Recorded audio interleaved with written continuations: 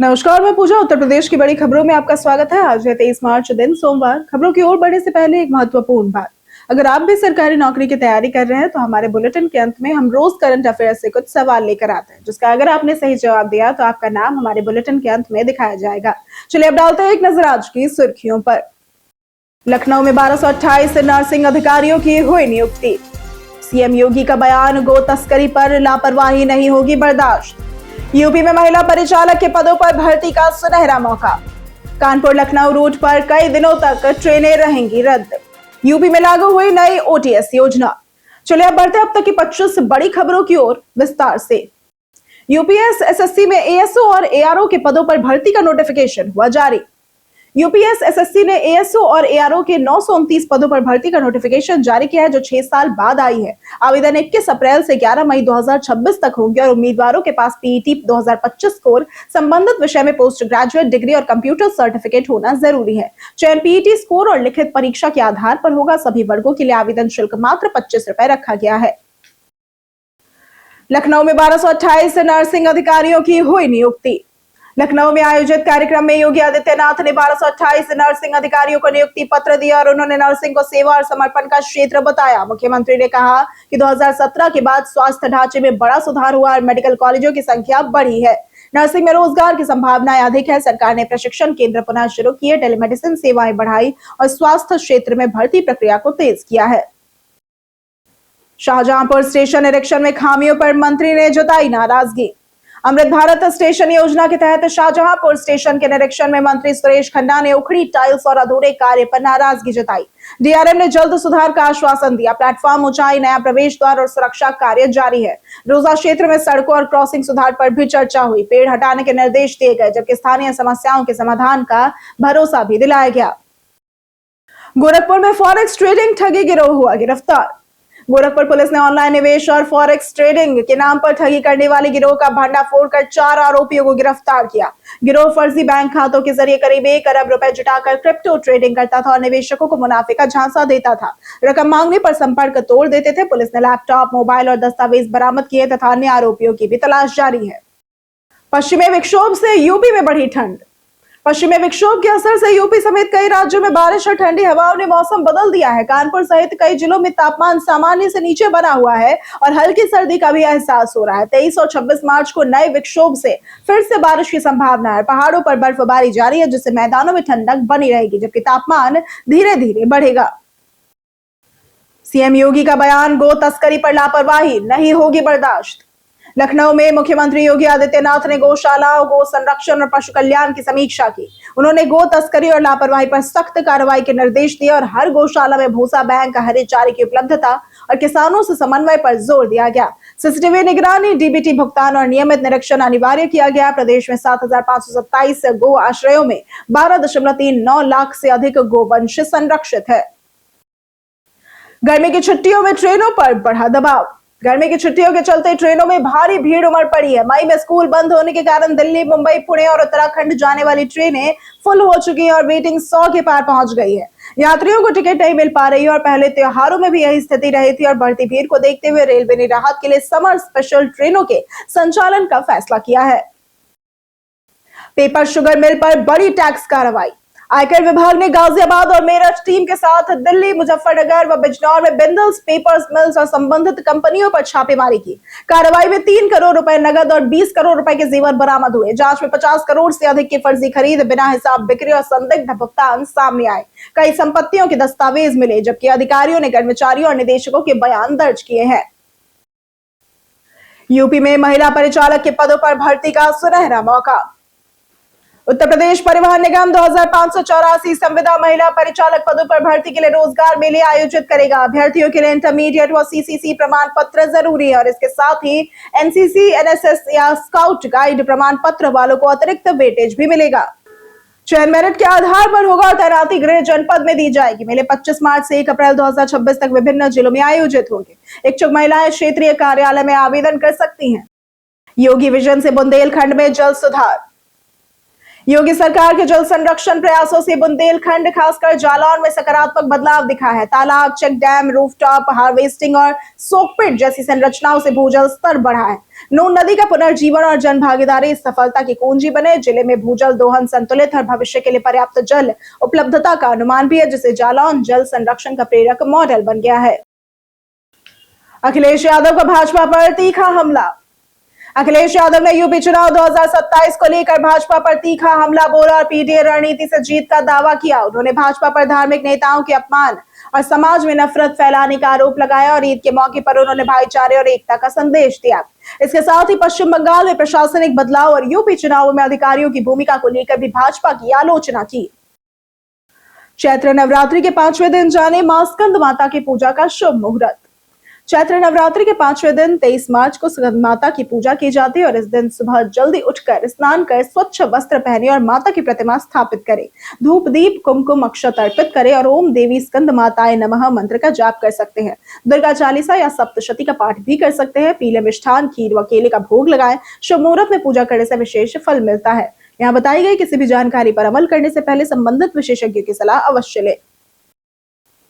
Kanpur Lucknow root पर कई दिनों तक ट्रेनें रहेंगी रद्द।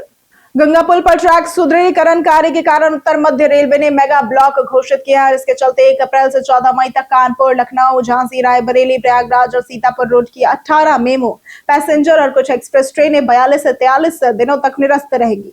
रेलवे अधिकारियों के अनुसार यात्रियों को असुविधा से बचने के लिए वैकल्पिक व्यवस्था अपनाने की सलाह दी गई है।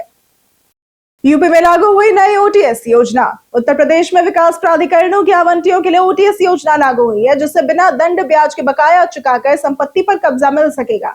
विभिन्न श्रेणियों के लिए फीस व शुल्क तय किए गए हैं। 50 लाख तक और उससे अधिक राशि के लिए अलग किस्त व्यवस्था है। समय पर भुगतान न करने पर अतिरिक्त अवसर मिलेगा और इसके साथ ही संपत्तियों की कीमतों में मनमानी रोकने हेतु नई नीति भी लाई जाएगी। स्मार्ट मीटर से बढ़ी उपभोक्ताओं की परेशानी। अलीगढ़ में लगाए गए स्मार्ट मीटर उपभोक्ताओं के लिए परेशानी बन गए हैं। मीटर बदलने के बाद कई लोगों को फरवरी का बिल ही नहीं मिला, जिससे भ्रम की स्थिति हो गई है। विभाग स्पष्ट नहीं कर पा रहा है कि सिस्टम प्रीपेड है या फिर पोस्टपेड है। ऑनलाइन बैलेंस भी नहीं दिख रहा है। अचानक नेगेटिव बैलेंस दिखाकर कनेक्शन काटे जा रहे हैं, जिससे उपभोक्ताओं में नाराजगी और असमंजस की स्थिति बढ़ी हुई है। केशव मौर्य का बड़ा चुनावी दावा। उप मुख्यमंत्री केशव प्रसाद मौर्य ने दावा किया कि 2027 विधानसभा चुनाव में भाजपा 325 से अधिक सीटें जीतकर फिर सरकार बनाएगी। उन्होंने सरकार के 9 वर्षों की उपलब्धियां गिनाई और विपक्ष पर निशाना साधा। मौर्य ने कहा कि भाजपा विकास की राजनीति करती है। उन्होंने 2047 तक विकसित भारत का लक्ष्य बताया और वन संरक्षण, रोजगार व जल कल्याण योजनाओं पर सरकार की प्रतिबद्धता दोहराई। गौ सेवा में उत्कृष्ट कार्यकर्ताओं को मिलेगा सम्मान। सीएम योगी आदित्यनाथ ने गो आश्रय स्थलों को आत्मनिर्भर बनाने और गो सेवा से जुड़े लोगों को सम्मानित करने का निर्णय लिया है। बैठक में भूसा बैंक, हरे चारे की उपलब्धता, सीसीटीवी निगरानी और नियमित निरीक्षण पर जोर दिया गया। उन्होंने गो संरक्षण को ग्रामीण अर्थव्यवस्था और प्राकृतिक खेती से जोड़ते हुए पारदर्शिता, तकनीक और जन सहभागिता को प्राथमिकता देने के निर्देश दिए। वर्तमान में प्रदेश में लाखों गोवंश संरक्षित है। 2027 चुनाव से पहले भाजपा संगठन में होगा बदलाव। उत्तर प्रदेश में 2027 विधानसभा चुनाव से पहले भारतीय जनता पार्टी संगठन में युवा नेतृत्व को बढ़ावा दे रही है। नितिन नवीन के राष्ट्रीय अध्यक्ष बनने और नरेंद्र मोदी के संदेश के बाद बदलाव तेज हुआ है। जिला इकाइयों में 30 से 50 वर्ष के कार्यकर्ताओं को प्राथमिकता दी जा रही है। युवा मोर्चा में 25 से 35 आयु सीमा तक तय होगी और अनुभव और युवा जोश के संतुलन से पार्टी वोट बैंक मजबूत करने की रणनीति पर काम कर रही है। प्रकृति संतुलन पर सीएम योगी का बड़ा संदेश। उत्तर प्रदेश के मुख्यमंत्री योगी आदित्यनाथ ने अंतर्राष्ट्रीय वन दिवस पर वन एवं पर्यावरण संतुलन के महत्व पर जोर दिया। उन्होंने कहा कि वन जीवन, जल और वायु के आधार है। आधुनिक समय में प्रकृति के साथ छेड़छाड़ के दुष्परिणाम सामने आ रहे हैं। वन और अर्थव्यवस्था विषय के जरिए विकास और संरक्षण का संतुलन जरूरी बताया गया। उन्होंने नागरिकों से वनों के प्रति जागरूक रहकर पर्यावरण संरक्षण का आह्वान किया।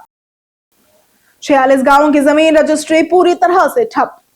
पानीपत गोरखपुर एक्सप्रेसवे के लिए भूमि अधिग्रहण प्रक्रिया में हुई गलती से गोरखपुर के 46 गांवों में जमीन रजिस्ट्री पर पूरी तरह से रोक लग गई है। आदेश में आरजी नंबरों की सूची न होने से सभी संपत्तियों का क्रय विक्रय ठप हो गया है।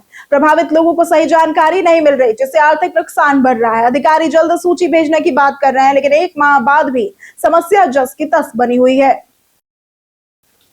उत्तर प्रदेश बर्थडे स्पेशल में आज बात होगी राम मनोहर लोहिया की। डॉक्टर राम मनोहर लोहिया, जिनका जन्म 23 मार्च 1910 को अकबरपुर में हुआ था, बचपन में ही मां का निधन हो गया, जिससे उनका पालन पोषण पिता ने किया। वे बचपन से मेधावी थे और शिक्षा के लिए बंबई, बनारस तथा कलकत्ता में अध्ययन किया। उन्होंने स्वतंत्रता आंदोलन में सक्रिय भूमिका निभाई और समाजवादी विचारधारा को आगे बढ़ाया। वे एक प्रमुख राष्ट्रवादी नेता और प्रभावशाली राजनीतिज्ञ के रूप में जाने जाते हैं। चैती छठ के दूसरे दिन खरना पूजा का जाने शुभ मुहूर्त।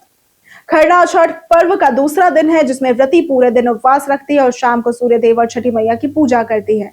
पूजा के बाद गुड़ की खीर और रोटी का प्रसाद आज बनाया जाता है। व्रती पहले प्रसाद ग्रहण करती है, फिर दूसरों में बांटती है। इस दिन शुद्धता, सात्विकता और नियमों का विशेष ध्यान रखना आवश्यक होता है, जैसे कि नमक, लहसुन, प्याज और मांसाहार से परहेज करें।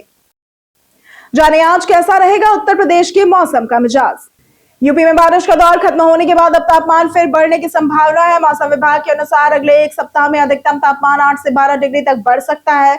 पूर्वी यूपी में आज हल्की गिरावट दर्ज हो सकती है, लेकिन कल से वहां भी तापमान तेजी से बढ़ेगा। वहीं न्यूनतम तापमान में फिलहाल किसी भी बड़े बदलाव की उम्मीद नहीं है। राहुल गांधी नागरिकता विवाद पर 6 अप्रैल को होगी सुनवाई। इलाहाबाद हाईकोर्ट की लखनऊ बेंच में राहुल गांधी के नागरिकता विवाद मामले की अगली सुनवाई 6 अप्रैल तक तय हुई है। गुरुवार को गृह मंत्रालय ने गोपनीय दस्तावेज कोर्ट में पेश किया, जिसके चलते सुनवाई चैम्बर में हुई। कोर्ट ने याचिकाकर्ता को केंद्र सरकार को पक्षकार बनाने की अनुमति दी। मामला अभी एडमिशन स्टेज पर है और एफआईआर दर्ज करने की मांग पर विचार जारी है। कई कारणों से दर्ज है भारत के इतिहास में आज की तारीख। 2008 में भारत ने जमीन से जमीन पर मार करने वाली मिसाइल अग्निवन 1 का सफल परीक्षण किया था। 1951 में आदित्य प्रसाद दास का जन्म हुआ था। ये भारत के प्रतिष्ठित जीव विज्ञानी हैं। 1954 में दिनेश्वर शर्मा का जन्म हुआ था। ये भारत के केंद्र शासित प्रदेश लक्षद्वीप के नवनियुक्त प्रशासक थे। 1931 में भगत सिंह भारत के प्रसिद्ध देशभक्त और शहीद होने वाले क्रांतिकारी थे, शहीद हुए थे। उनके साथ सुखदेव, जो कि प्रसिद्ध देशभक्त और शहीद होने वाले क्रांतिकारी थे, और राजगुरु भी, जो कि प्रसिद्ध देशभक्त और शहीद होने वाले क्रांतिकारी बताए जाते हैं। आज के दिन शहीद दिवस भी मनाया जाता है। बीते दिन बहुत से लोगों ने हमारे वीडियो को लाइक और कमेंट किया था। जिन्होंने हमारे वीडियो को लाइक और कमेंट किया था उनके नाम है मुकेश कश्यप, मदन मोहन, रमेश गुप्ता, राजकुमार, मोहम्मद सिद्दीकी, शिरोमन सिंह, अजय सिंह, अमित राय और भरत कुशवाहा। इसी के साथ बढ़ते हैं आज के सवाल की ओर। आज का सवाल है, आपके क्षेत्र में मौसम का क्या हाल है? आप अपना जवाब हमें हमारे कमेंट सेक्शन में लिखकर जरूर बताएं। आज के लिए सिर्फ इतना ही। उत्तर प्रदेश की तमाम खबरों के साथ बने रहने के लिए देखते रहें डेली यूपी, और साथ ही अगर आप यूट्यूब चैनल पर देख रहे हैं तो चैनल को सब्सक्राइब करें, और अगर आप फेसबुक पेज पर देख रहे हैं तो लाइक और फॉलो जरूर करें।